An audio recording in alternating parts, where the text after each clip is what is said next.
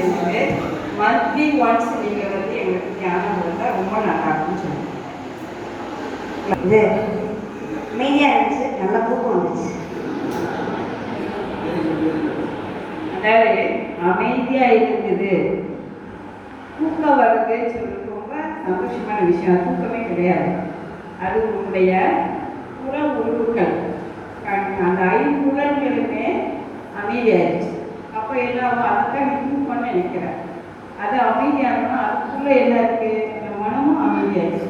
அதுக்குள்ளே இருக்கக்கூடிய அந்த ஆன்மா நல்லா ஃபீல் பண்ணிடுச்சு. வெரி குட், நல்ல சிம்டம்.